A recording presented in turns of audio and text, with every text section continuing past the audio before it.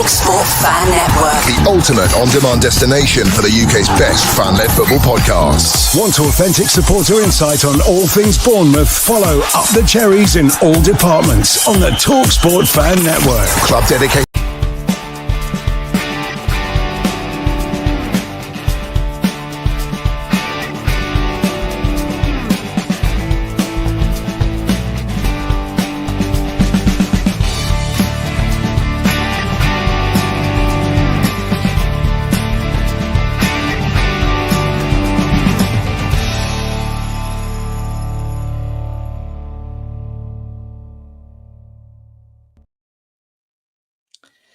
Hello football fans and welcome back to the late night football show here live on Up the Cherries in all departments and also on Huddersfield Fan TV.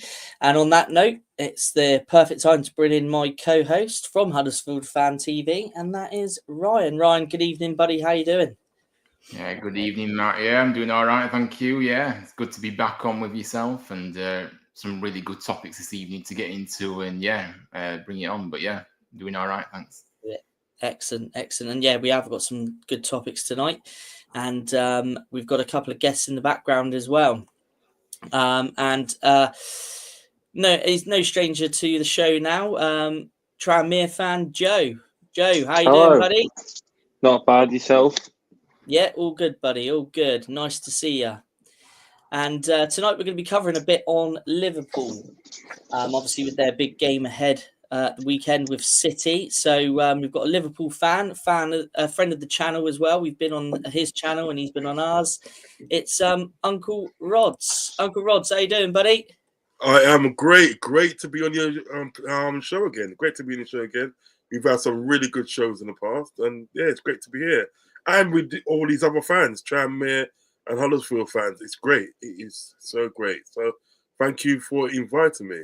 No, it's a pleasure to have you on, and we've got some real Liverpool topics coming up shortly. But just to kick everything off, obviously there's been some managerial changes and appointments, but just want to start off with this one, which looks set to be announced at some point, which is Ruud van Nistelrooy heading to Leicester City. So apparently the deal's close.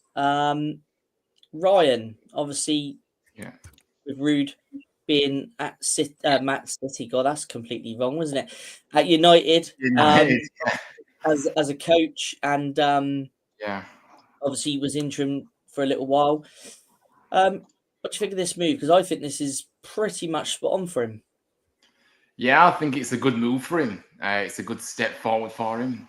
Say a club that obviously Leicester do expect to win games, but the pressure isn't as high as obviously the top clubs. So I think, I think it's a really good appointment for him, and I think he'll really help him, develop as a coach as well. See, done a lot in the youth setups, since he started his obviously coaching career, and obviously he went to and he got the PSV first team job, and then. Yeah, obviously then came to United as well then. So where he did well in that interim period. I just think he's got the character, the aura, as a manager, I like the way he comes across. Probably quite biased. But no, I think it's a good fit for him. And I think I have a good feeling that, he will be able to keep them up as well. So, yeah, that's my kind of thoughts on it. Yeah, no, excellent. I think Joe's disappeared for a second. Uncle Rods, what's your opinion on this one?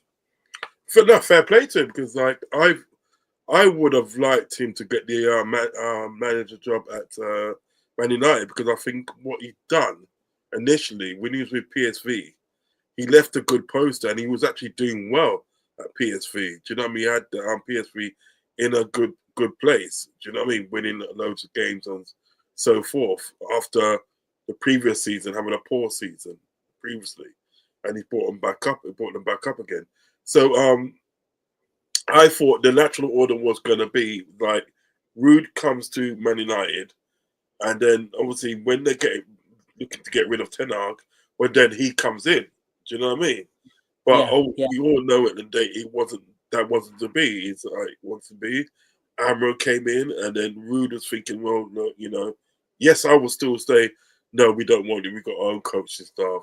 So, I think he was a bit harshly treated. So him getting his job, do you know what I mean, at Leicester City, do you know what I mean? I kind of like feel good for him. I mean, all biasness aside, because obviously he's a big Man United legend and I'm Liverpool, do you know what I mean? Yeah. Yeah. Yeah, do you know what I'm saying? So all biasness Yeah, aside, I think to myself, well, look, I've got to think to myself, like, if we did that to one of our players, you know what I mean? How would I feel? So, like, yeah, that's a good appointment for him. I think Leicester, he can sort of like try and get him playing his style, and gradually he can adhere to the fans. Yeah, it's good. Yeah, no, I totally agree. And Joe, what's your views on this one? With Man United being my Prem team, I'd love him to do well at Leicester. He's a Man United legend. Obviously, him leaving Man United's a bit harsh, but yeah. I hope he does well. I hope he achieves well at Leicester, and I hope he keeps them up. I think it'll be a good move for him, and it'll be a good start to his proper, like a proper Premier League managerial career. Yeah. Yeah, no, totally agree. I think we can all agree on that one, that this one's a good move for both club and for Ruud himself. So, another one today appointed. Now Frank Lampard taking over at Coventry. Cracking job at Derby that year. I think was it he got into the playoffs or just missed out on the playoffs for Derby? He did well anyway, didn't he? So I think he took the Chelsea job probably too early in his career, in fairness. Didn't have a good stint at Everton, but I'm quite confident with this one that I think he's going to do well here. What's your guys' views? Let's start with Ryan and work our way down again. Yeah, for me, I know what you're saying. Obviously, he did well at Derby, but I don't really rate him as a manager, personally. And if I was a Coventry fan and Frank Lampard was appointed as manager, I don't think it's necessarily exciting. And it's not one that maybe the fans I don't know how the fans are feeling. I don't know any Coventry fans really, but I don't know. Bit 50-50. Like I say, he did well at Derby, yeah, but his other roles, he's not done much at all. I probably would have looked at somebody else personally, but we'll see how he gets on. I might be proven wrong, but I'm not really on board with this one. Really, I think it might be a bit of a blunder appointing him, because a lot of these owners now, they appoint the name rather than the actual how good the coach is, I think. And Frank Lampard, in all due respects, hasn't achieved anything in his managerial career really, and so they've just appointed him on the name of what he was as a player. So I don't know. It's a tough job at Coventry as well, because the fans at Coventry obviously, want to see good football. They want to win games, and obviously it's a tough league in the Championship. So he's going to be a tough one for him. But let's just see how he does. Yeah. Not filling you with confidence though, is he, Ryan, on that one? But Joe, what's your views on Lampard? Is he going to be a success, or is it going to be another unfortunate flop? I completely agree with Ryan. I think it's more of a name appointment rather than an achievement appointment. I think sacking Mark, what's his name? Was it Mark Robbins? Mark Robbins. Yeah, I think sacking him for a start, that's disgusting. What he did for them, how he got them to the FA Cup semi-final against Man United, and ultimately deserved to win it as well, probably. I think for them to sack him after that, they had so much energy on the FA Cup last season, so obviously they're going to be a little bit knackered for this season.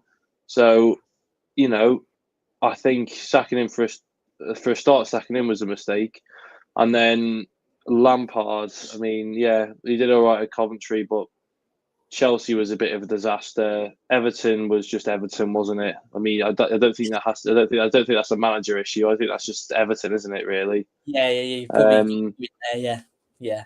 But yeah, I think that's Coventry fans are quite vocal. I'm sure they'll have their say on it, and I can almost guarantee what it'll be as well.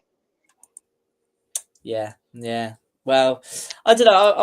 I'm gonna go with. I think Frank might do a job here. They got a decent squad of players there, and I watched the game the other day. It was on TV. Who were they playing? It was one of the top sides, and I thought they did pretty well. Sunderland. Yes, that was it. The Sunderland game. Yeah, I think they had the interim manager in charge, and then I thought that they got some decent players, and then when they were on the cup run last year as well, I thought they had some real decent players. So yeah, I'm going to go with that. He's going to be a success there. So let's see who's.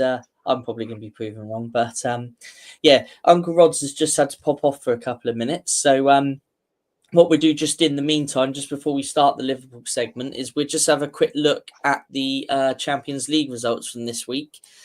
The Liverpool Real Madrid one we'll discuss a little bit more in detail during the Liverpool segment. But guys, did you see any of these games? I saw the City game. And Man City's collapse. Yes, Man City's collapse, and I saw the Liverpool game last night. But yeah, did you guys see any of these at all? I didn't watch any of them. When all these were going on, I was at Tranmere crying again. So yeah, but what I remember here, I think Wimbledon had just scored. And everybody was saying, well, at least City are winning their first game in a while. I remember it being 3-0 and then getting home and it was 3-3. I was like, what? What's going on? Yeah, it's definitely not going well at the moment, is it, for City? Yeah, I mean, like I say, it's a difficult one. We're going to discuss it a little bit more very shortly, a little bit on City as well. But can you write them off, though? That's the big thing. Can you write them off long term? Look, all sides have a blip, don't they? I mean, all good sides have a blip. But can we actually write them off that they're going to have a trophyless season, or would that be a daft thing to do? I think they will. I'm not sure that it wouldn't be City without winning something, would it? I mean, I think they've already won the Community Shield, haven't they? So I suppose it's not necessarily trophyless in any way, shape, or form, but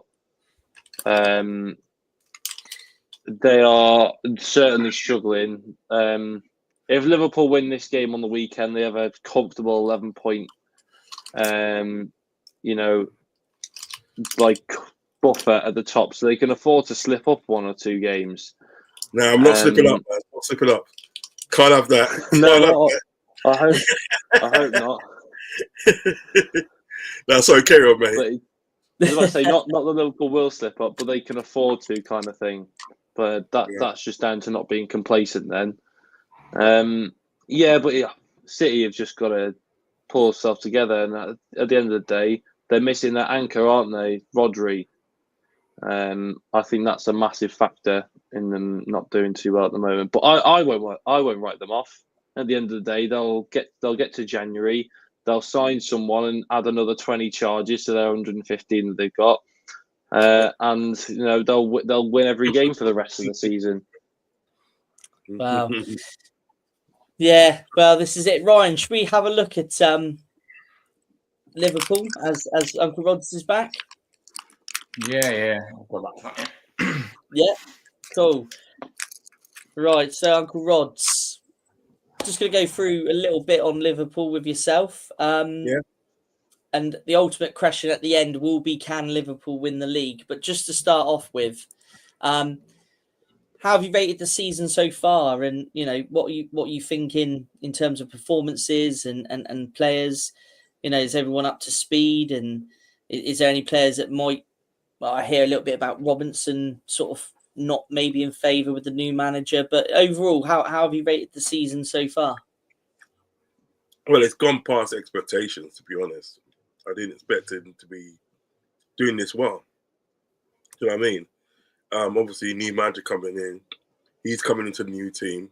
You don't expect that. You know what I mean? The likes of Luis Diaz, he's improved. What's it? Kanate, he's improved. Gravenberch, he's improved. There's a number of players. Curtis Jones, he's improved immensely. He's always been my boy anyway. Do you know what I mean? But he's been improved immensely. So there's various amounts of players in that team that's improved. Because what he's done, he's come in and said, look, yeah, man, this team is good. This team is good. But what I want you to do, I want you to be more possession-based now. I want you to hold into the ball a bit more longer than what you did before. You know what I mean? And that's what they're doing. They're getting a goal and they're holding on to possession. And that allows them to draw the team out. And then they're getting the next goal, and they're doing the game management, just managing the game.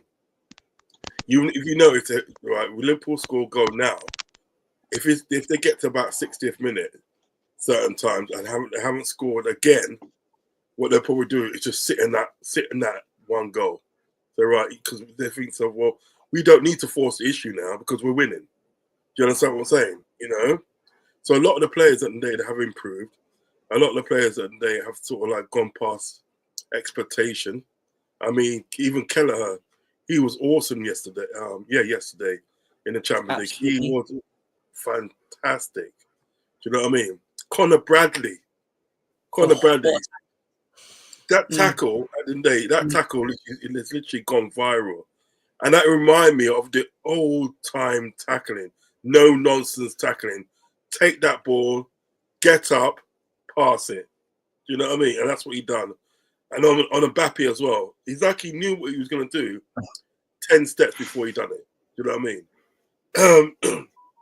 So we're going on the right track.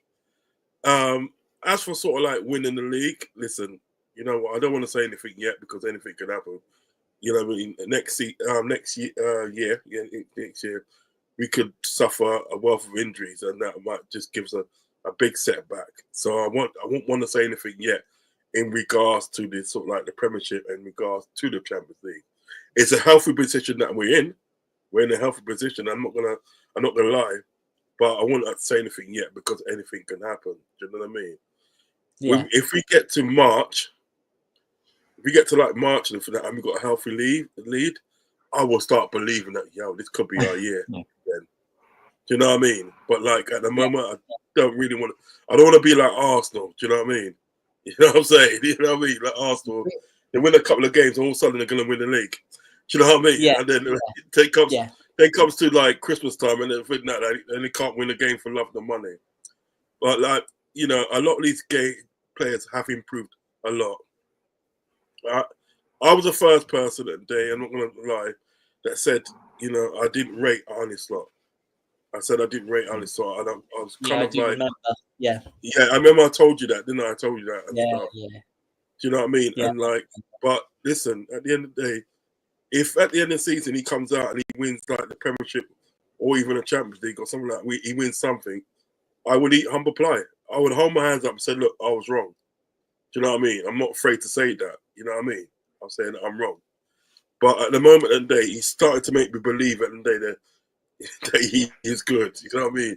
He started making me sort of trying to get the ingredients for the humble pie. You know what I mean? You know? Yeah. But, I'm happy. I'm happy with the way the team's playing. As for Sunday, I do think Man City are going to give us a hard game. Yeah. But one thing that's in our favour, they haven't won at Anfield for God knows how long. I think the last time they won at Anfield was in the COVID season. Do you know what I mean? It's when there's no fans there. That's the last time we won. But on normal times, it's if you do it normal, they've never won at Anfield. They haven't won at Anfield for a long time. So that's all that swings in our favour.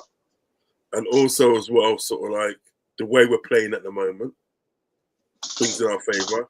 And the fact that they haven't got Rodri. They haven't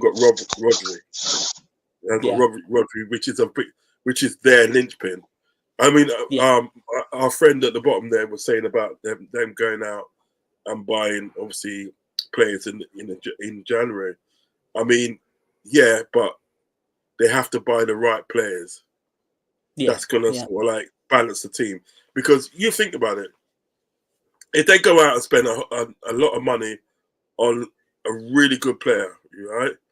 There'd be no point in him coming there, because he knows that they will look when Roger comes back. Roger's coming straight back in, and he's just going to be bit part. Do you know what I mean? So if they're going to literally buy a player or players, it's going to be on a temporary measure. It's going to be a temporary measure, because they know it, and they will look. When this guy is fit, he comes back in. Because look, this guy is a Ballon d'Or winner. Do you know what I mean? So why wouldn't he walk straight back into the squad? Do you know what I mean? Yeah. So it's a bit tricky in that way. I think at the end, what they'll probably do, they'll probably ride it out. They'll probably ride it out for the season, see what they can get, and then sort of like next season regroup and come hopefully for them, not for us, but for them, they can come back again. Do you know what I mean? But like it'll be a hard game on Sunday. It'll be a really hard game, but I do see us winning that game. Ryan, just quickly, you look like you wanted to say something there. You were waving. Yeah, no, I had some questions. I had some questions for Uncle Rod, but yeah. Yes, mate. Yes, mate. I was actually going to ask you about, obviously, Arne Slot, and was he surprised with how kind of quickly he settled in the Premier League? But you said you didn't rate him anyway before he came in anyway, so that's kind of a question that maybe shouldn't be asked. But why didn't you rate him, just out of curiosity? Because obviously he'd done well, obviously in Holland, but obviously it's a different level. I know that, but like you obviously did very well over there, and you still excelled. So why were you kind of not on board with him at the start? And you would have been very surprised about kind of how quickly he settled, because it's difficult to settle so quickly, and he's just really set. It's like he's been here for ages. And so yeah. Good question. I mean, what grabbed me at the end of the day, I thought with Klopp and what Klopp's done and how he was with the club and everything that, right? Get that out of the way. You made you fell in love with him. If you supported Liverpool and you saw Klopp come in and the way he changed up Liverpool and his charisma, things that he done, even the simplest things done, even the interviews, this and that, right? Just made you fall in love with the guy. Do you know what I mean? Yeah. So Klopp was always going to be a hard act to follow. Do you know what I mean? But like what it was with Slot, I didn't think he was experienced enough to actually sort of like do that, to follow Klopp. Do you know what I mean?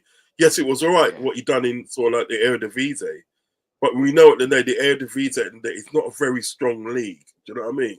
And I was thinking, well, look, Klopp's gone, and this is what you brought in as a sort of like, I say, well, yeah, this is the man who's going to take us further. I just didn't think he had the experience. And I didn't have anything against him per se, because obviously I don't really know him, right? But I just didn't think he had that sort of like kahunas, as I say, to sort of say, yeah, you know what, at the end of the day, I'm going to carry on the good works at the end of the day of what sort of like Jurgen Klopp has done. The person that I wanted was the guy that's gone to Man United, Amran. I wanted him because of the fact that Amran plays free at the back. Now, the way that sort of like Klopp has set the team up, got the team, got the squad, the way he got it's very interesting, because we can play 3 different formations. We got the players at the day to play 3 at the back. We got the players at the day to play 4-3-3. Then we also got the players to play 4-2-3-1. Do you know what I mean? So if Amran came in, he would have slotted in straight away with, pardon the pun, he would have slotted in straight away with how to play. The reason why he's probably struggling with Man United is because their squad ain't set up to play the way that he wants them to play. It's going to take him a couple of years at the day to get the players in, right? That's going to be able to sort of play his module of playing, 3 at the back and wing backs bombing forward and blah, blah, blah, and this and that. Do you understand what I'm saying? That was my only reason against Arne Slot. But however, look, at the moment of the day, he's proven me wrong. He's leaving me with egg on my face, really, because he's come in And yeah, seriously, he's come in, and I'm not afraid to say it. He's come in, and he's come in at the day, and he said, "Look, this is how I want you to play. I don't want you to play too expansive. I want you to be more of a possession based squad.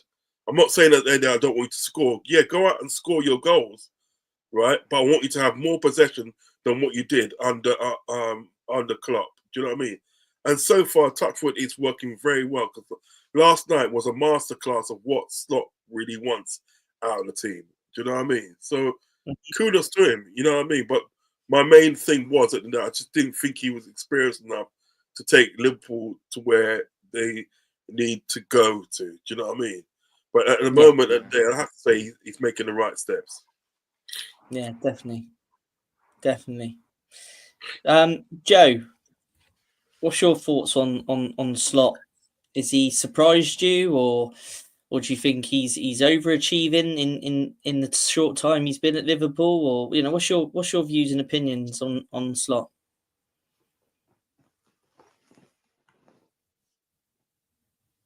Is he on? Hello. I was also under the impression that I had never ever heard of him before. I didn't really think that he was going to do well. And I was sort of excited for Liverpool to finally have a season where they could sort of go on a lull and then come back once they've had a year to work out their new style of play. And they have surprised me beyond belief. I am impressed with the football they play. They look so comfortable playing football. It is so impressive, and I do think it has been helped by a really, well timed and well taken handover by Klopp. And I just think it's working perfectly for them, really. And I hope they well and truly bat a City on the weekend. Yeah, well, we'll come and touch on City a bit more very shortly. But just want to touch on again last night's game. Now, I watched that with a friend of mine who is a big Liverpool fan, and I thought Liverpool were absolutely superb last night. And Bradley massively stood out for me, not just because of the tackle, but I just think he's a fantastic player. I didn't know much about him. I've looked into it, and he's apparently the captain of Northern Ireland and things like that. So he seems like he's got a massive future, and we'll talk a little bit more about him a little bit further on shortly, because we'll cover a couple of key players. But overall, I thought that was a great team performance last night, and Real Madrid just looked lost at times on the pitch. I thought, Uncle Rods, would you agree with that? I mean, I thought at times Madrid just didn't look like Madrid. Liverpool did such a great job on them last night. Yeah, because I think what we've done is we took the game to them. Yeah, we took the game to them. We didn't allow them sort of like time on the ball. You see, with Madrid, if you allow them time on the ball, they'll pass you to death. They literally pass to death, and before you know it, they got the ball in the back of the net. Not one, not two, but three, not four, about 4 times. And before you know it, you're 4-0 down, and you haven't completed the first half yet. Do you know what I mean? So you have to minimize their supply. Do you know what I mean? So what they did in there is Modric is such an influential player with Real Madrid. So what we did in there, we cut off the supply to Modric. You notice that Modric didn't have much of the ball. Do you know what I mean? And Bellingham as well, we was on Bellingham and Mbappe. Do you know what I mean? We picked up the main people and that were their outlets and said, yeah, you know what, let's stop them from playing. You know what I mean? Close them down and stuff. We literally took the game to them. And to be honest with you, one other player that I was, not surprised, but I thought had a really brilliant game was Curtis Jones. And I've always rated Curtis Jones from day one. By the time he scored that goal against Everton, yeah, you're my boy, you know what I mean? Yeah. But he, yesterday, you know what I mean? He was here, there, and everywhere. Do you know what I mean? When Ryan Gravenberch got that yellow card, yeah, from like mouthing off the referee. He kind of nudged him and said, "Keep your head." Do you know what I mean? Keep your head. Do you know what I mean? Now this is coming from a player and a young man. I know he just had a child and everything. This is coming from a young man telling another young man, "Calm down. We got this." Do you know what I mean? Don't lose it now. Do you understand what I'm saying? I'm just thinking their game plan yesterday went perfect, and it was to nullify any threat that Real Madrid can sort of pose. Nullify it straight away. If you lose the ball, get it back in about 5 or 6 seconds. Just nullify their threat. Do you know what I mean? And I think they did that to great effect yesterday. And it was just like it was a joy to watch. As you said, didn't they? It wasn't just the sort of like the Bradley tackle. It was an all-round team play that was so good yesterday. And it was from the neutral. If I was watching that from the neutral, I'd have thought, you know what? This is a fantastic game. It was a really good game. And the crowd was awesome. It's just fantastic. No, spot on from a neutral's perspective. Like myself watching it, I thought it was a great game of football, and I was, thought Liverpool were absolutely superb. If I just come to Ryan and Joe, Curtis Jones, guys. Now he's like Uncle Rod's has just said, he's a big fan of him in the Liverpool side. But what do you guys think of Curtis Jones? Because obviously he's had a really good stint with England as well in sort of last couple of games as well that he played for England. So, I mean, Ryan, what do you think in terms of Curtis Jones? Are you a fan of him? Do you think he's a decent player? Do you think he's got a long-term England future in front of him, or is this just a spell he's going through? I mean, what's your opinions?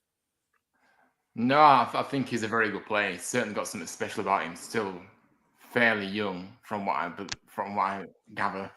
And yeah, no, I think he's got he's the scary thing is he isn't even at his peak yet, so to speak. So he's only going to keep getting better, and he's showing qualities that we haven't seen before. He's really pushed on this season, I think, and obviously getting into the England team as well, getting a chance there as well. So yeah, look, I think the world is his oyster basically, and I do think he's a very good player, and I do think he's got a lot more potential to grow.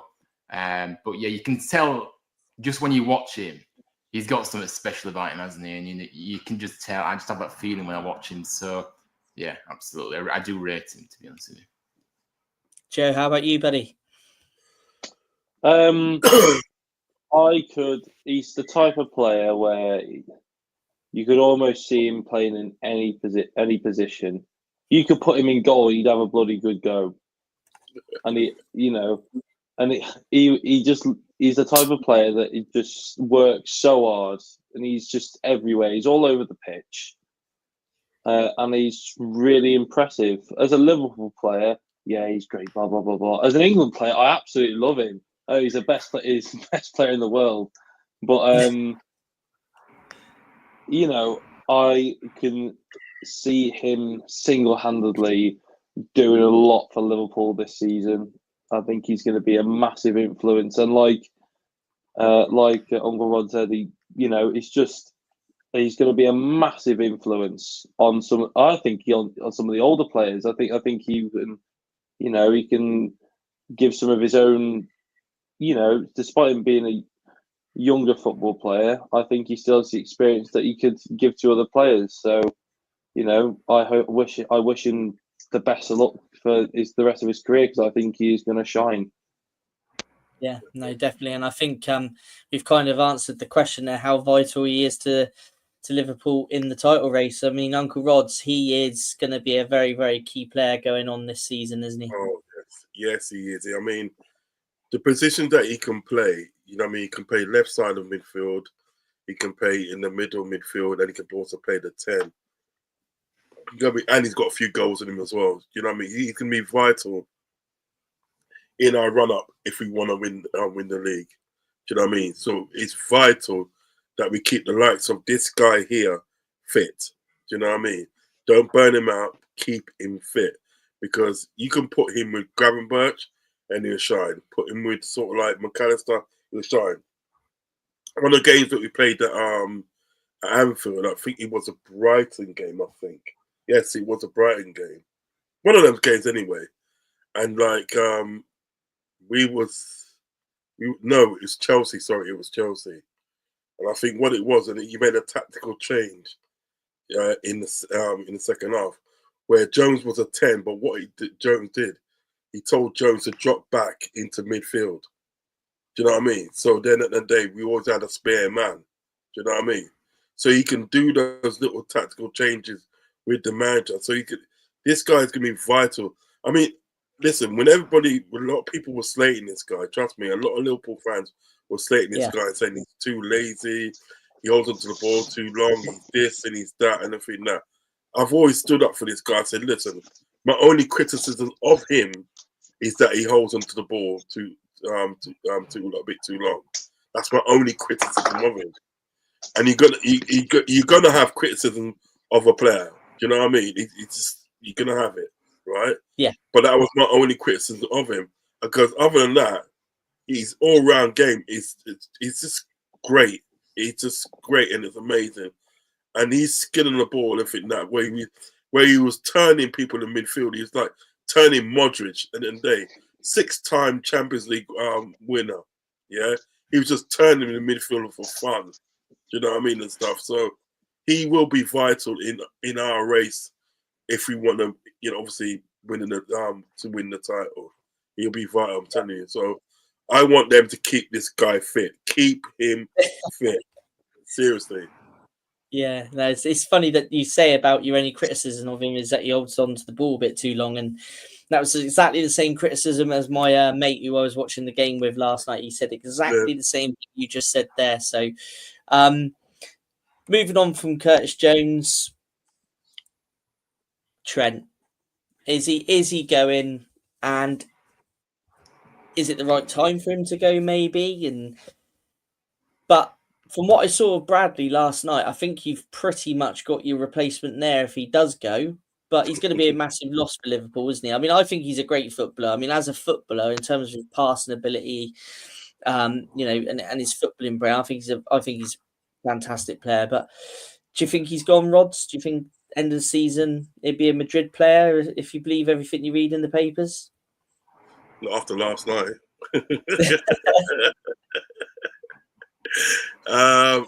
I think he stays, to be honest. I think he stays. I think that's what I think. When that's my opinion. I think he stays. I think Liverpool's very important to him, because remember, like, here's a guy here that's won everything before the age of 24. There's not many players in the Premiership that's actually done that. Do you know what I mean? He's won everything, and it's like, I think he's trying to get used to the change, because listen, when you have a person like Jurgen Klopp, that takes you out sort of like the academy and puts all his belief in you, and you fulfill that belief that he's had in you, and you can go to this guy for anything, and he's your emotional support. He's like everything to you. Because when he had that interview at the end of the season, and they was talking about, obviously, Klopp's going and this and that, right? And he was crying, and he goes like, I don't even cry at funerals. That goes to show you how much this guy meant to me. Do you know what I mean? So I think it could be because of the changeover, and him getting used to Slot. Do you know what I mean? Because people like Jurgen Klopp was a big influence on him. I don't think he's going to go to Real Madrid. I think he's going to try and get the best contract he can from Liverpool, and I honestly think he signs. Do you know what I mean? I don't think he signs. So we'll have to wait and see. But I think at the end of the day, Liverpool's too sort of important to him. Do you know what I mean? And the thing is about it, right? He can be a legend at Liverpool, but he won't be a legend at Real Madrid. I just don't think he'll be a legend at Real Madrid. I just don't think.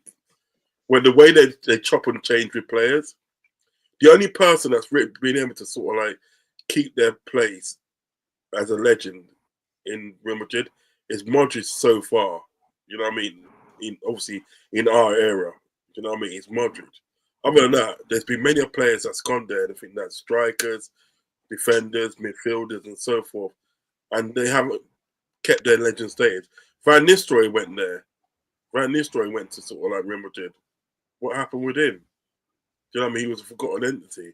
Beckham, he was kind of forgotten after that season that day when they won the league with I think Fabio Capello was there. I think, right? Nobody really talked about him anymore. Do you know what I mean? You know, so I think he'd be more of a legend than the day at Liverpool. People would talk about him more at Liverpool than what they would at Real Madrid. Do you know what I mean? And I think Real Madrid are just trying to sort of like get a bargain, but I see him staying. I'd be very surprised if he does go to Madrid. Okay. Joe and Ryan, just very briefly, does Trent stay? Is Bradley the perfect replacement? Joe? I don't know. I don't think he suits Liverpool's possession-based football, especially Arne Slot's possession-based football.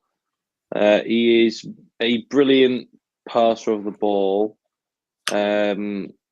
He's very good at doing a Tranmere or lobbing it long and playing a bit of netball. But getting it right. I don't think he is good in tight, small areas. I don't think he is. I don't think he suits Liverpool's style of football. I think he either needs to adjust to that quickly, or I can see him leaving at the end of the season. And I don't think it'll be to Real Madrid. I think Real Madrid are good enough with what they've got. Yeah, I don't see him necessarily being 100% committed to Liverpool. If he stays at Liverpool, being a Liverpool lad himself, I think from the academy to, staying at Liverpool for years and years and years, I think he will, be a club legend, like Uncle Rod said. But I can see him leaving. I don't think he suits the style of football that Arne Slot wants to play. Yeah, no, fair play. Ryan? Yeah, That's a fair one, for me, I can see him leaving as well, because for me, the fact that he's let his contract run down as much as it has, I just think that means that he's ready for a new challenge. Where that will be, I'm not so sure, but obviously Real Madrid, the fact Real Madrid have been heavily linked with him suggests that they are really interested in him. But yeah, maybe it's just the end for him at Liverpool. Unfortunately, that's the way it's panned out. I don't see him staying personally. Like I said, I've just got a funny feeling. And like I say, I think he's already kind of umming and ahhing about a contract situation. Obviously, he's wanting more money. That's what it is.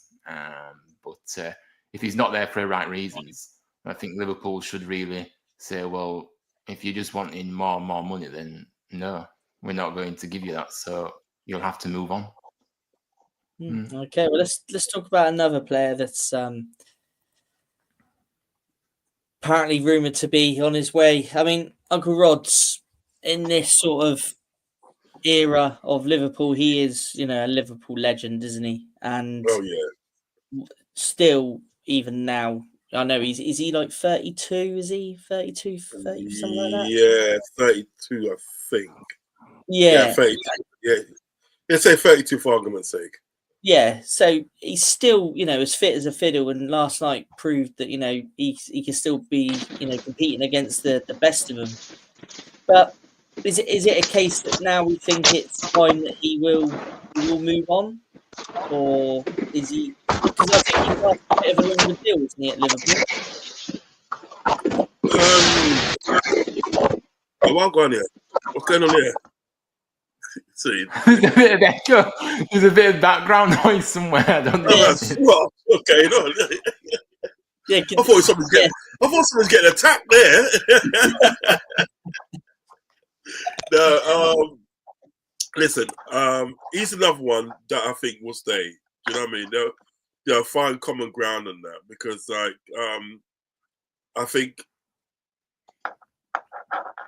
he's breaking records all the time when it comes to with Liverpool.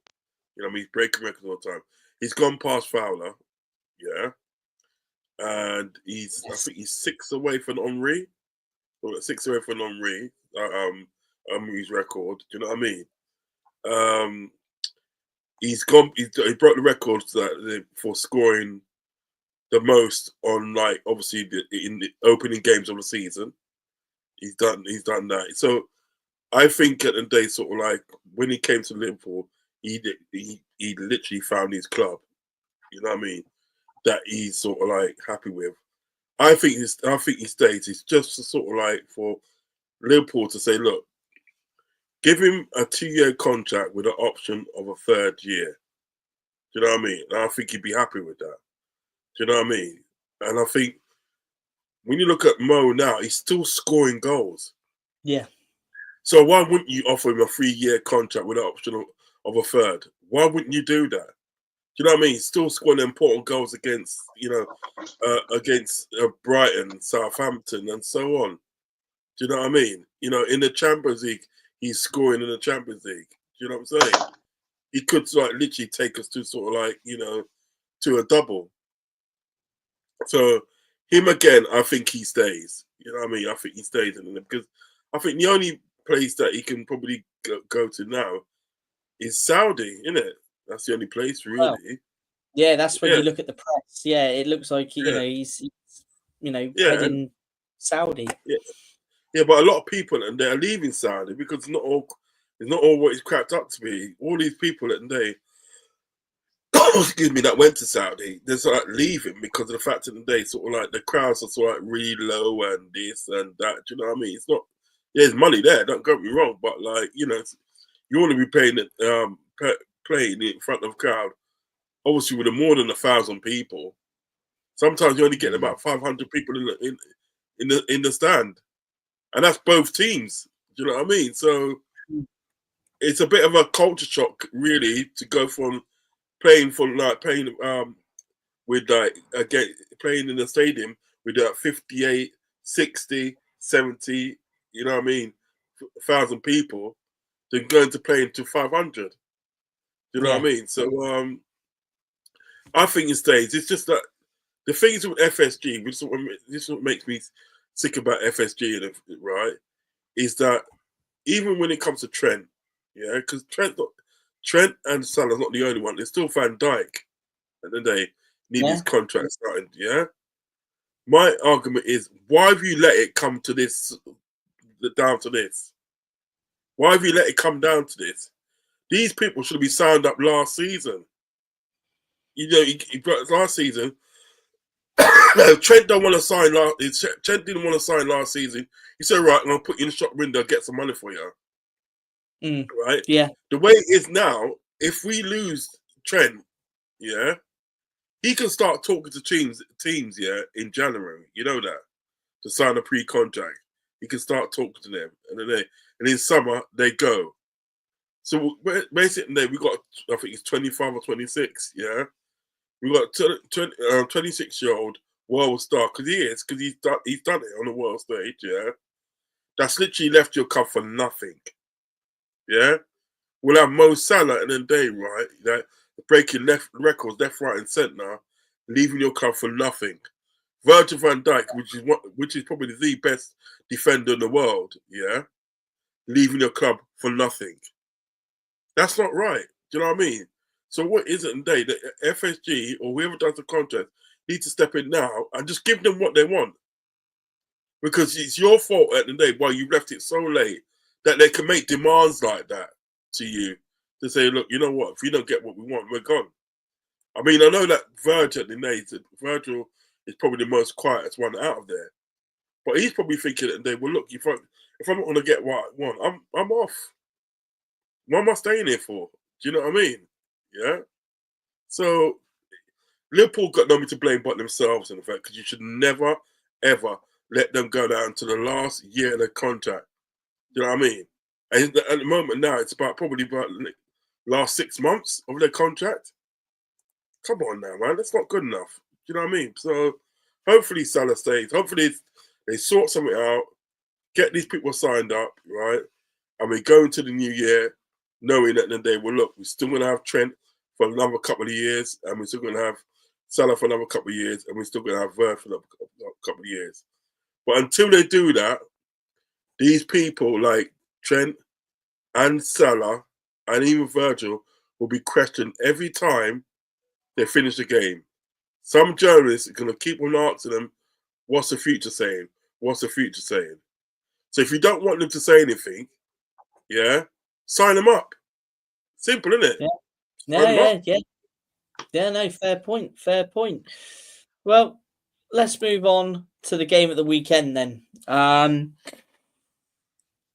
Can Liverpool heap some more misery onto City and to Pep, and can they go 11 points clear? Now, if they're 11 points clear in the Premier League come the end of this weekend, surely, if Liverpool don't win the league, they've thrown it away. Surely. I ain't saying nothing, I'm keeping quiet. Oh, okay. Go on then, Ryan, what do you think? So if they do manage to beat City, they go 11 points clear at the top. Can they win the should they win the Premier League being 11 points clear? Yeah, for me, yes, I know it's still early days, but for me, if you go points clear, I think you're going to win it. I think Liverpool are going to win it because I just think, like I say, City aren't looking the same. Aren't looking the same at the moment, and I don't just put it down to. I don't just put it down to. Sorry, I don't just put it down to. No, you know what it is, Ryan. Sorry to cut costs. You know what it is. I've actually got the flu at the moment, and what I was supposed to do, whilst I was blowing my nose, I was supposed to mute it, and I forgot to mute it. You know what I mean? No, it's fine. I'm just in a bit of a giddy mood at the moment. Anyway, to be fair, it's not as bad as my chat's coming up 3 times either. It looks like everyone's in a minute. No, but for me, I know people talking about Rodri in this City side, but I think the defence are looking very vulnerable as well at the moment too. And Rodri, yes, okay, he's a big player. And by the way, he shouldn't have won the Ballon d'Or. I thought Vinicius Junior should have won the Ballon d'Or. But anyway, so no, but the answer to the question is, if Liverpool win, I think they win the league because they look very solid. They don't look like slipping up, and they look very comfortable in games as well. So I think they do go on to win it if they win this. Yeah, I mean, just before I come to Joe for his views on the game this weekend, Uncle Rods, do you think? Mate. I think from when Klopp used to be there, it was very, in my opinion, sort of, go at it. Let's, win the game. Whereas I think Slot's come in and kind of shored up the defense a bit more. I think. Would you agree? No, you're right. You're right. You're absolutely right.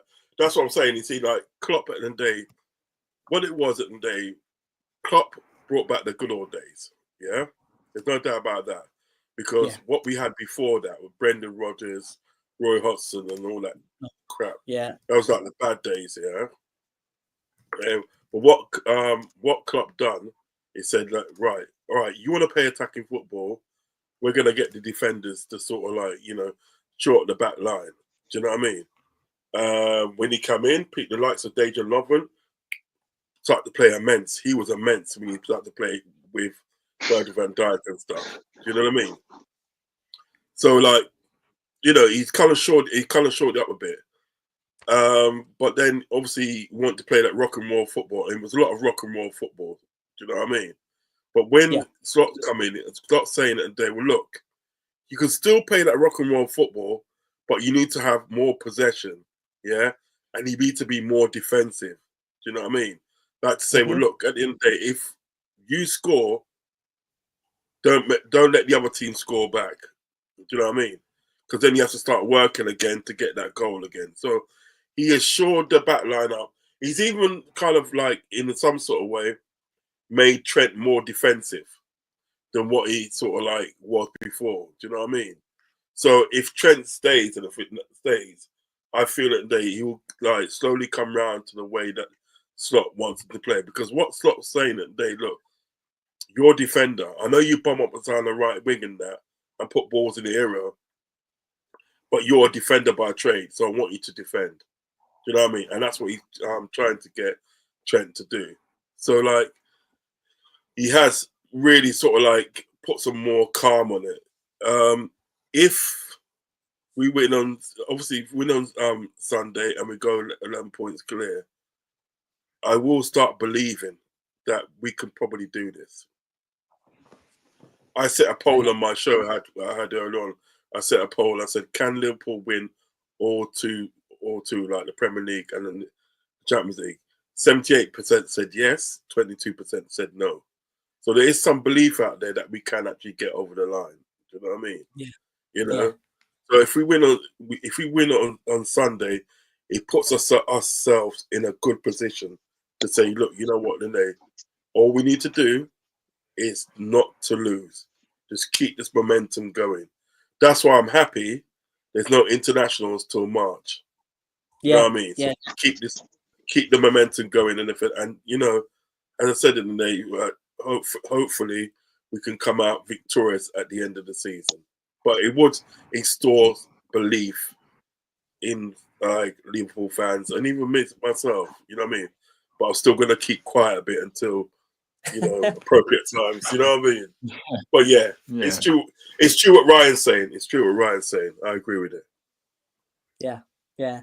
Well, just before we cover off the last couple of bits with the Liverpool segment of the show, Joe, what's your score prediction for this game?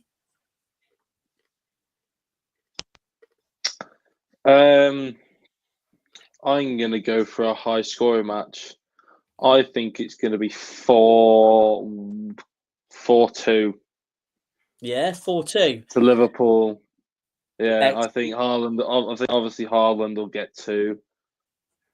Salah will probably get 1. Salah will probably get 1 or 2. Yeah, I think it'll be a high score match. But I think at the end of the day, Liverpool will dominate because we know City can score, but they're a bit shaky at the back this season. Whereas we know Liverpool are good both ways. I think City will have a good one of the 2 chances, 2 goals to break down Liverpool's defence. Yeah. But I think at the end of the day, Liverpool will come out on top, and I think Liverpool fans should be optimistic for this game completely. Yeah, no, totally agree with you, mate. And from a neutral's perspective, if it is 4-2 to Liverpool, it's going to be a really good game. But just before we wrap up, one for you, Uncle Rods, on this one. There's a lot of talk in the press about Kirkes from Bournemouth. Oh yes. If you read some press and stuff on the internet, it's pretty much a deal that's in some respects virtually done. 40 million's the rumour. There's a lot of negativity around Robertson and Slot, like Slot not overly rating him, and I he's dropped him a couple of times. And is Kirkes the man to come in and make that left back his own position if he was to come to Liverpool? Because I could see him at Liverpool. I'd hate to say it because I want him to stay at Bournemouth, obviously, and I think he's a fantastic player. But I could see him working well in Liverpool's system. I don't know if you know much about the player, but he is a class act. But you know, could he be the man that sort of makes that left back position his own at Liverpool? Well, he's young enough to do it, isn't he? He's a young lad. Yeah. You know what I mean? And with a lot of hard work, why not? Do you know what I mean? Because I think what it is with Robertson, he's getting older now. He's 30 years old now, so he can't do that bombing up and down the wing anymore. Do you know what I mean? He has to concentrate more or less on his defence. Do you know what I mean? He's still a vital player of the team. So if that Kirkes deal was likely to happen, I would like it to happen that we still kept Robertson. Do you know what I mean? You know, and then Robertson can offer to his experience to Kirkes and, you know, so on. They can work together. Do you understand what I'm getting at? Do you know what I mean? There's also links with Semenya, your centre forward. Yes. There's also links with him. I rate that player, actually. I do rate him. But then again, I think at the day, sort of like the only person I could see him coming in for is Jota. It's like if Liverpool sort of like kind of fed up with the fact at the day that Jota's injured a lot, because he is injured a lot. He's a dope player, don't get me wrong, he's dope. But like what it is today, it's just like he's too injury prone. You know what I mean? He's made out of Weetabix. Trust me, he's literally made out of Weetabix.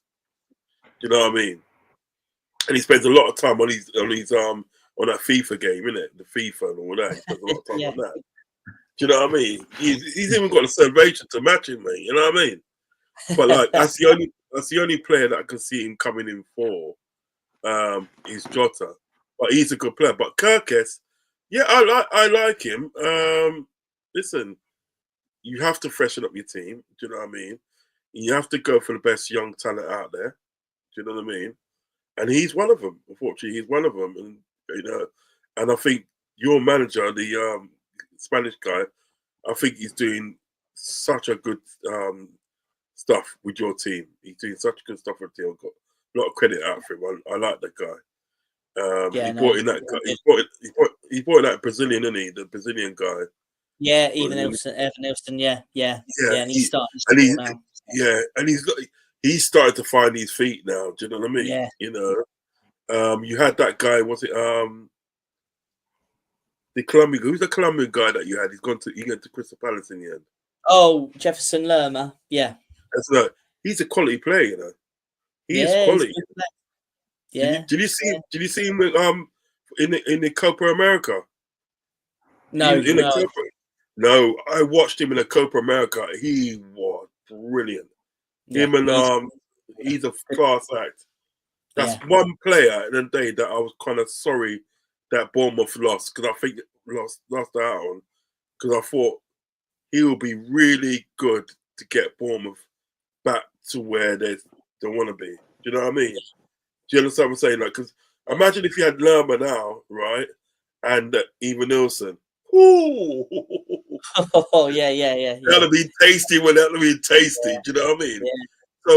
Yeah. So So but like as I said, like Kirkes, you know what I mean?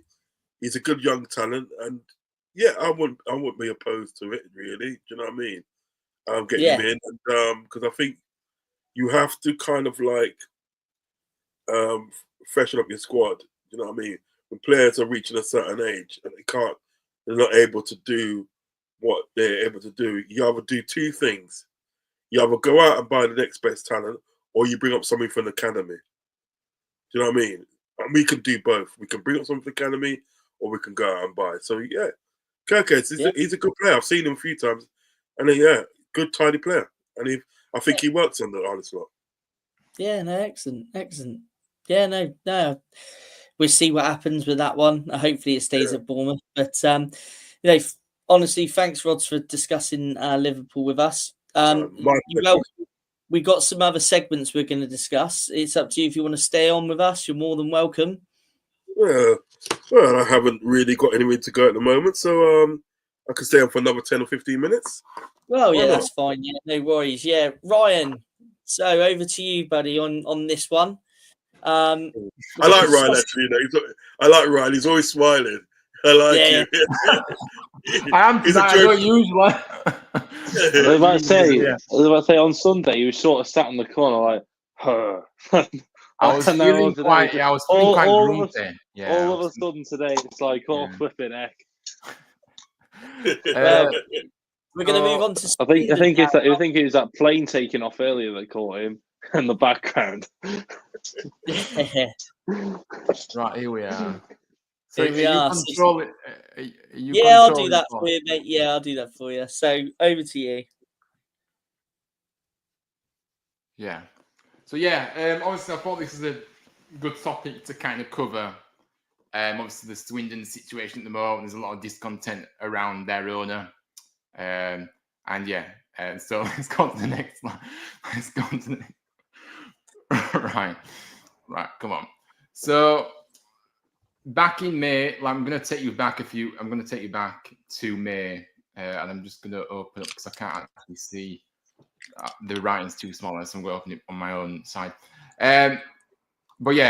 Obviously a letter was wrote back in May calling for the change of ownership. Now, the Football Supporters Group Trust, STFC, wrote an open letter to its club chairman in May of this year saying it had lost confidence and trust in the leadership.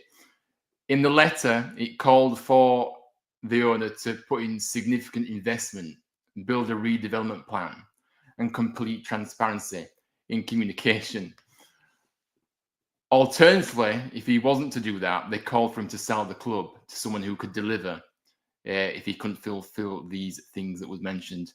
This letter came after the Trust STFC surveyed 2,000 fans following the side's worst league position in modern history last season, 19th in League One, finishing there. Now, anybody that doesn't know, the Trust STFC own 50% of the club's stadium at Swindon, the county ground, in a joint venture with the club. Now, there was two elements to this letter that kind of split up into the fact that there was very much a theme in terms of the owner really denying everything that was kind of thrown at him, really.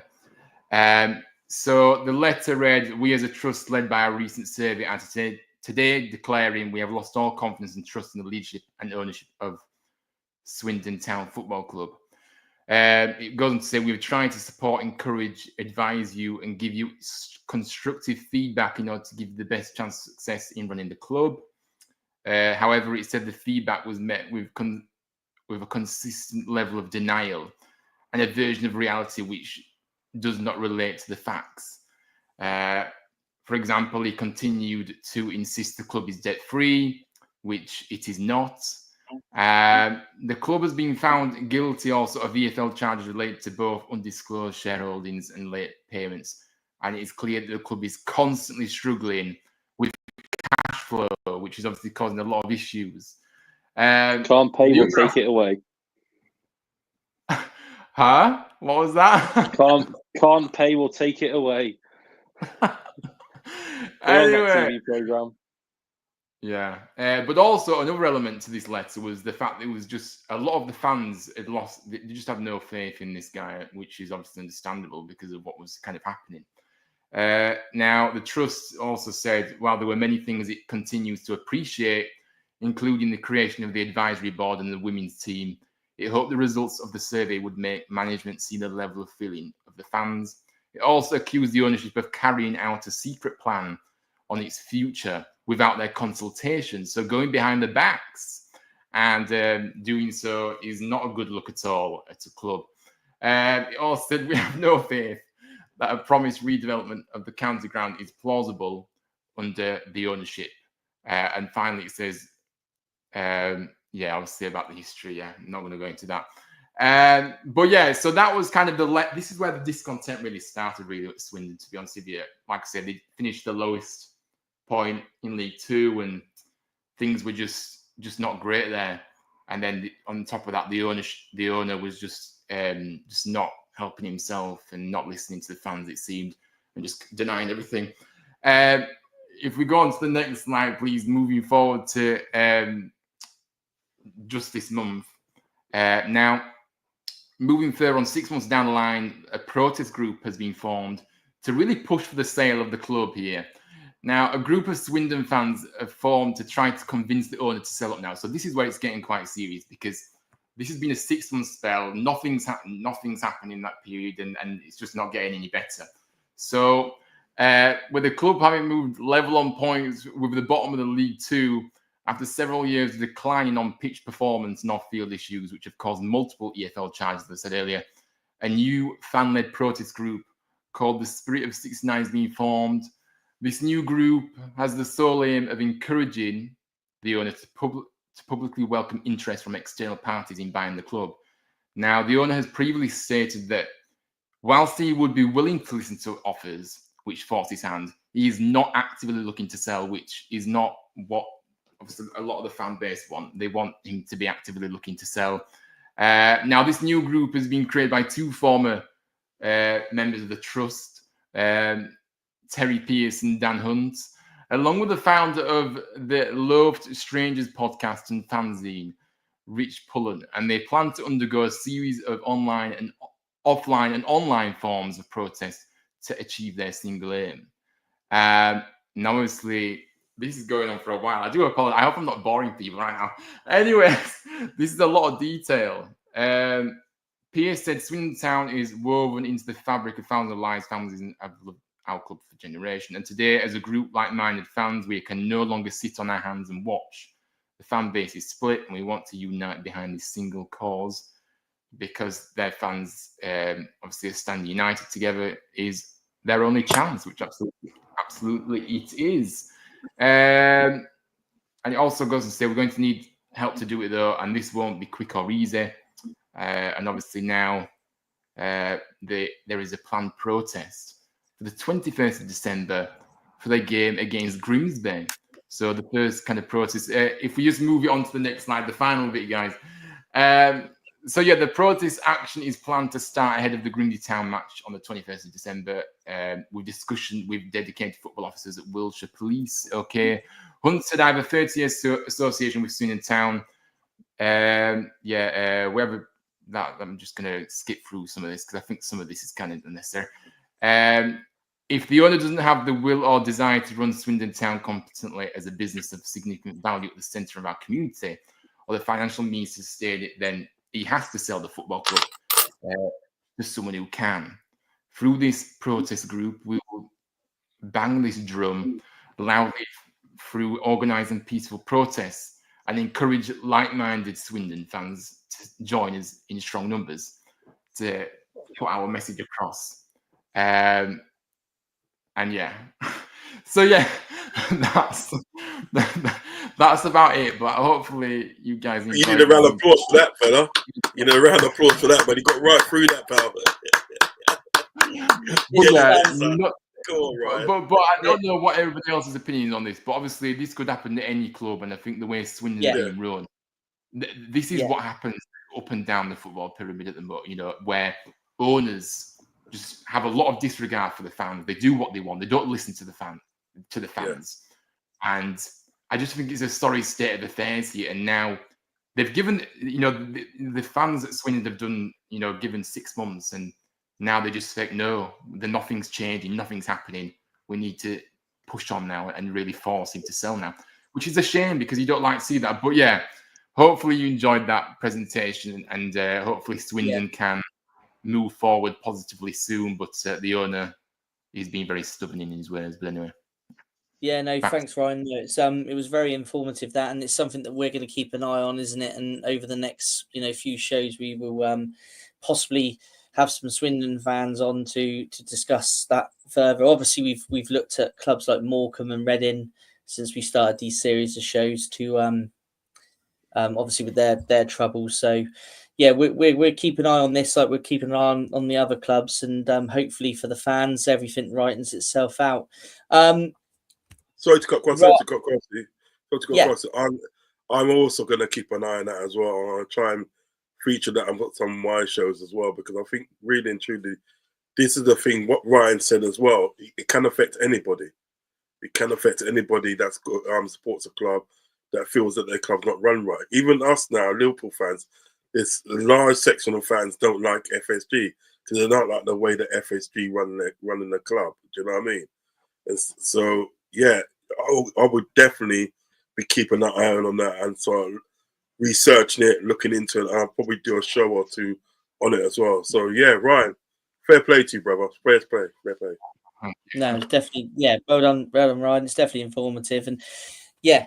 Like I say, we've looked at other clubs as well that are, got some ownership problems, like Reading and Morecambe as well. So you might want to have a look at those ones, Uncle Rod's as well, because they're it's all about the fans at the end of the day. Football, isn't it? Owners are custodians of the clubs, and are there to look after the clubs. But it's the fans, isn't it, that that suffer ultimately from all this. But I believe now Joe wants to congratulate Ray. Over to you, mate. Yeah, just quickly, Swindon. I mean, we've seen it at Morecambe, Reading. Yeah. We've seen it at a few clubs, and it's just sad that owners think it's okay to treat the fans and the clubs that way. But hopefully they get through it. And while we're on the topic of poor owners, Tranmere. Right, yeah. So Wimbledon weren't good. Wimbledon were rubbish, but Tranmere were more rubbish, which made Wimbledon look all right. So that's where we're at with them. The game on Tuesday was the most deflating, boring, mediocre game of football I've ever watched in my life. Tranmere were extremely poor, all over the field. We were one-on-one twice, and they scuppered both chances. It was just poor. It's just really disappointing. And another Tranmere fan that I go to the games with has been going to the games for 40 odd years, and he said that despite him being all over social media having the name Mr. Super White Army, that is the first time he's booed the club since they were relegated to the National League in 2015. And I think that says it all. And as far as I'm aware, there's also been a protest group set up at Tranmere as well against Mark Palios, which I believe is on about 100 odd members. I refuse to be a part of it because he has single-handedly saved our club from the National League. But I do think there needs to be change now. So, Ray, if you're watching, congratulations. Wimbledon were better. They weren't great, but they were much better. And you know, I think unfortunately the Tranmere are destined for relegation, and I genuinely think that's the way it's going to be. That's a shame. That is a shame. That is a shame, Jim. What league are that Tranmere in now? What league are they in now? We are 21st in League Two. So then, yeah. what happens? It's not non-league. Is it non-league after that? Yeah, not National League now. Yeah. No. That's where it's heading, and that means our college will close, like certain parts of it. A lot of the academy will close because you don't get that extra funding from the FA. It's just going downhill, really. So what do you think has to change? What do you think has to change in order for you to stay in League Two and obviously hopefully progress up to League One and so on? What do you think is a major thing needs to change with Tranmere? I don't. You saying there progressing up to League One and further, that's a dream. I'm more concerned about actually staying in the Football League. What I think needs to change is I think Nigel Adkins needs to go. I don't think he is a good manager. I think he's a good manager when he's got the money for it, like he did at Southampton and Scunthorpe. He's a bit of a glorified physio. I just think he needs to. I think he needs to leave. Mark Palios can't sack him. We can't sack him. If he's trying to sell the club, it looks really, really bad to sack him. It looks so bad. Yeah. So we can't get rid of him. And then he's also Mark Palios' best mate as well. So there's not a chance he's going to go. But isn't the most important thing about staying in the football? There's no sentiment rubbish in this game. You've got to be ruthless. And yes, they might be friends, but for me, he needs to be acting because it clearly isn't going to change under this guy. And plus, I think you need to be. What do you think about the investment? With players, what has that been like? Because we always tend to buy players that are rubbish. There's three things that players are at Tranmere. They're either rubbish, their legs are made of quavers, or they're rubbish and their legs are made out of quavers. So they're either always injured or they're just rubbish. Which is what's actually happening now. So Luke Norris is out for the rest of the season. Regan Hendry is out till January. Sads Khan is out till January. Zach Bradshaw picked up a knock the other day. Sam Taylor went injured in the Cheshire Senior Cup yesterday. Joe Murphy has got a hamstring issue, which means we've only got a backup keeper who's 19 years old and has never played a game in the Football League before. But don't worry though, because we've still got 9 strikers to choose from. 9. We've still got 9. We've still got 9 strikers to choose from, and between them they scored 11 goals this season. So, and to be fair, and that's in the league. But to be fair though, we did beat Winsford Town 8-3 last night in the Cheshire Senior Cup.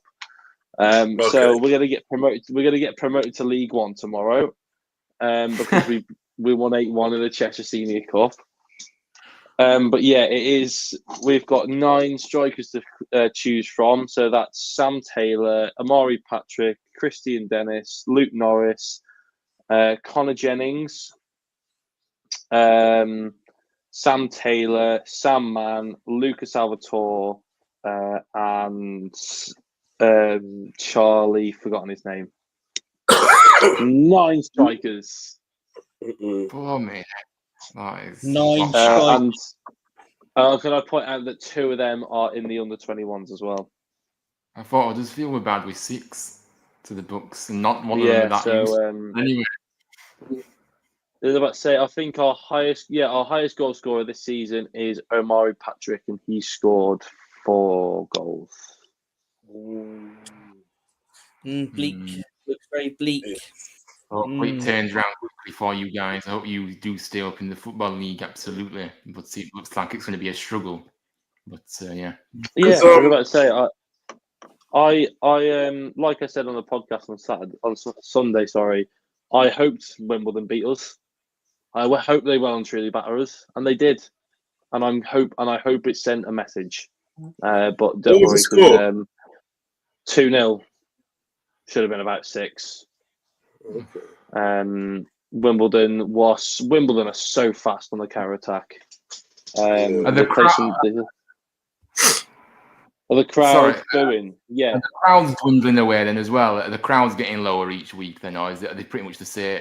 Is it pretty much the same? Tuesday was the lowest attended game in 4 years. Oh, blimey.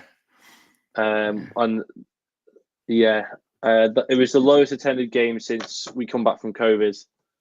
I think it was 200 away and 4,000 at home. I think the attendance was about 4,500. If you look at that, and then you go back to a game like a really small game. Who's that really small team from Yorkshire? Bradford. There you go. Yeah, it's a very small team. Yeah, in Yorkshire. Yeah, I like that one.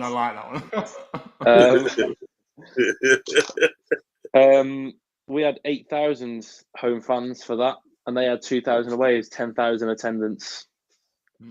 And they still ran us out off the park.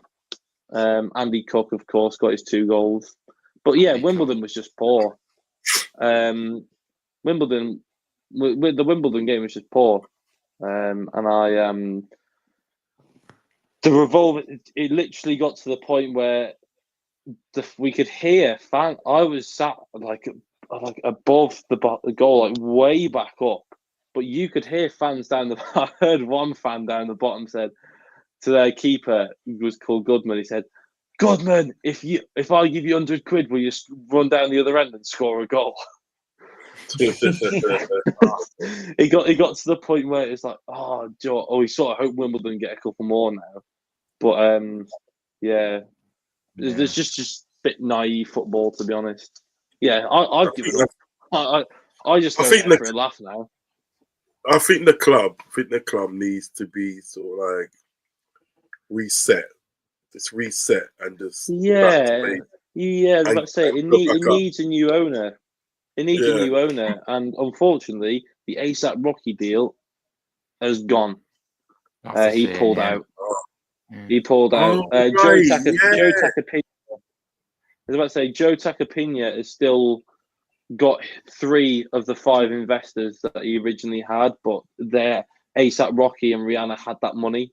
Whereas I think Rihanna, I think originally the combined net worth of all of them was about 1.8 billion. Because she's a billionaire, isn't she? She's because Rihanna's dropped out, the net worth between them all is 400 million. So you see that substantial drop.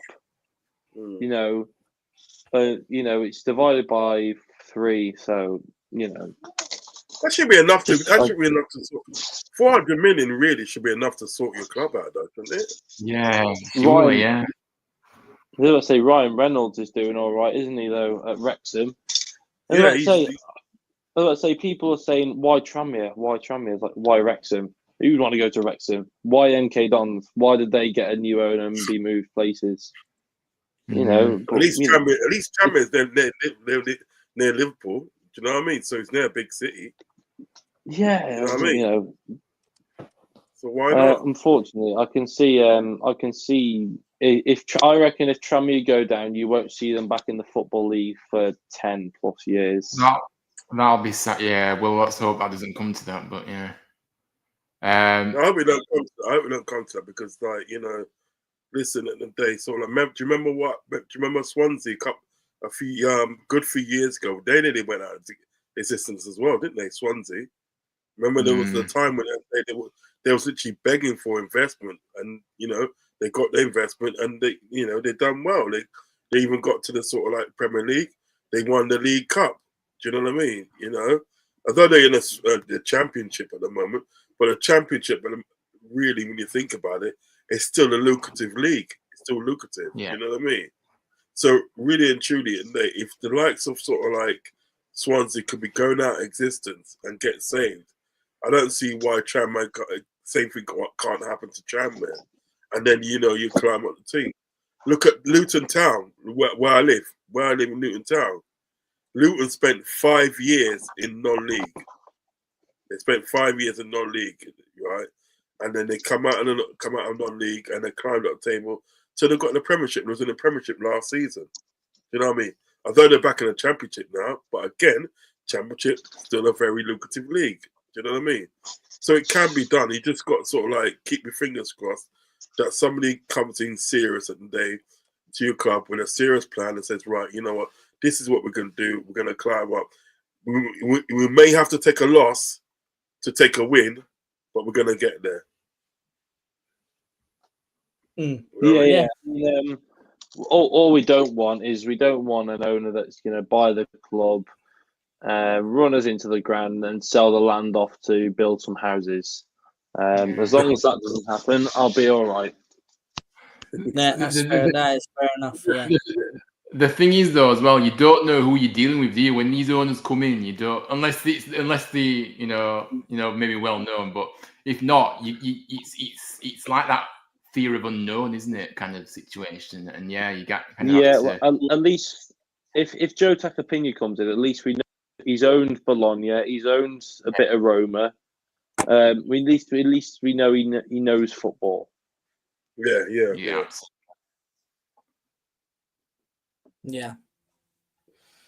Yeah, it's a good point there.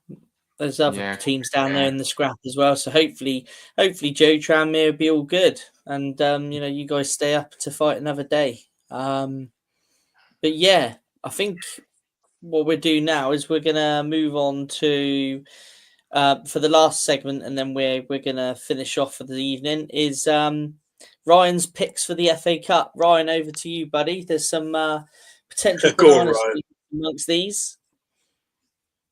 Yeah, absolutely. So we have got some interesting ties in the FA Cup. I love the FA Cup. It's such a traditional tournament, isn't it? And it brings so many surprises and shocks along the way.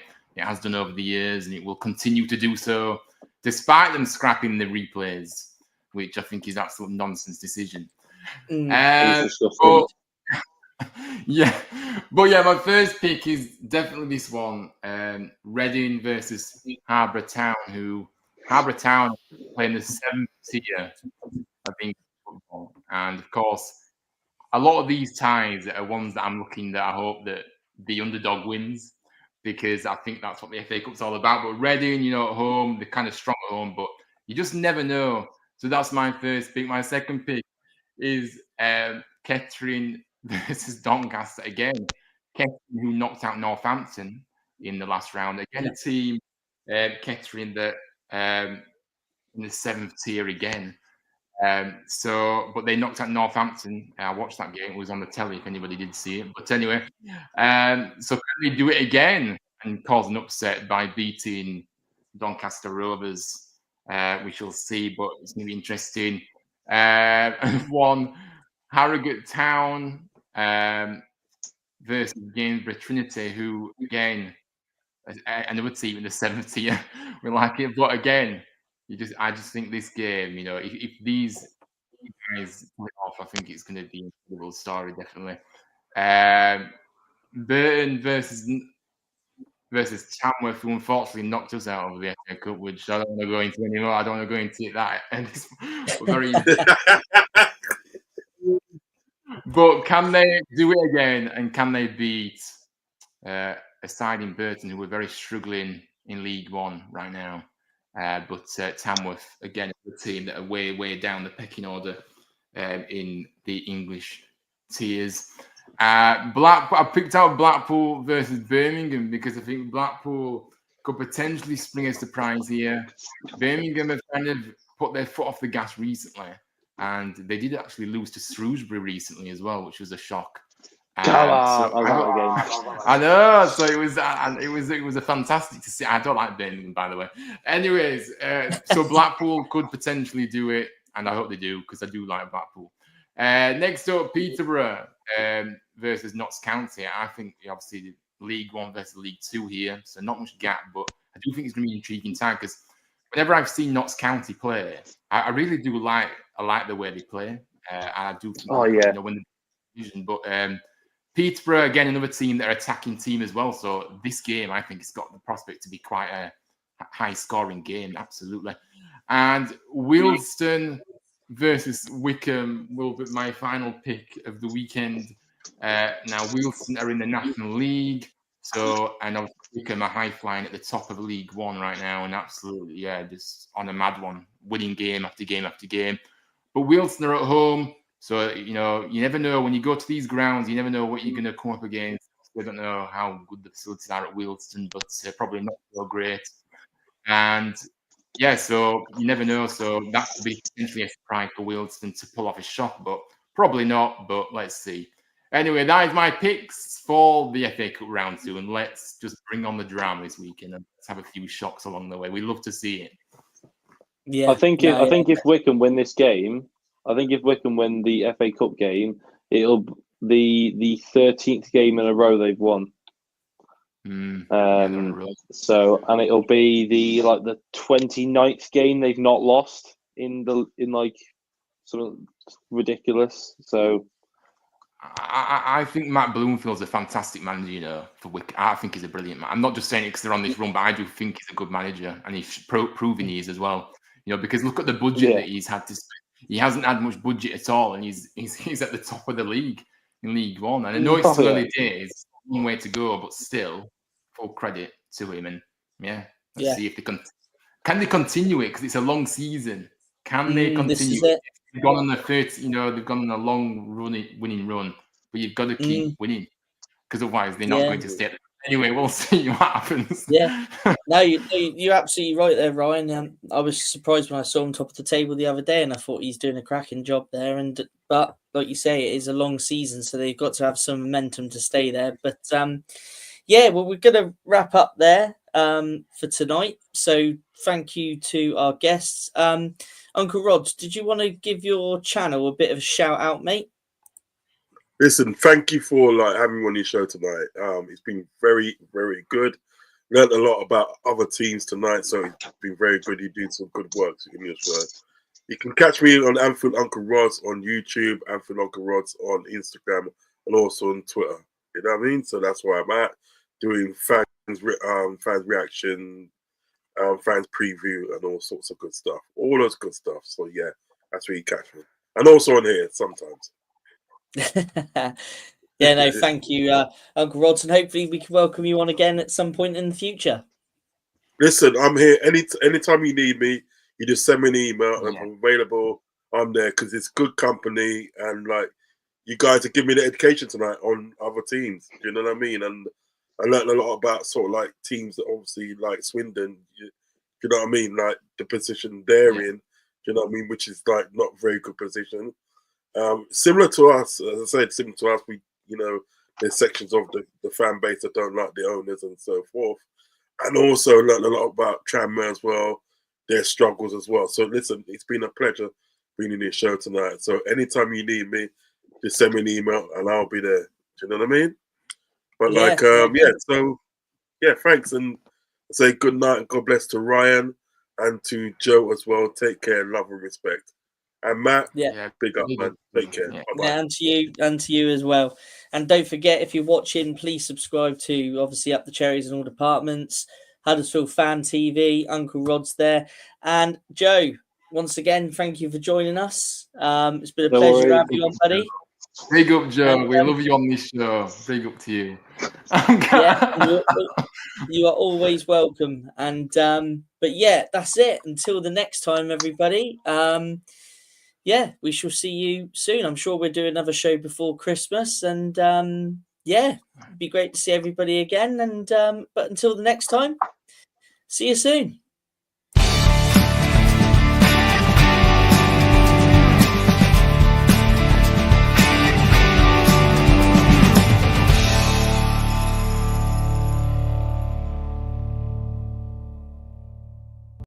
TalkSport Fan Network. The ultimate on-demand destination for the UK's best fan-led football podcasts. Want authentic supporter insight on all things Bournemouth? Follow Up the Cherries in all departments on the TalkSport Fan Network. Club-dedicated content created by the fans, for the fans. Search TalkSport Fan Network.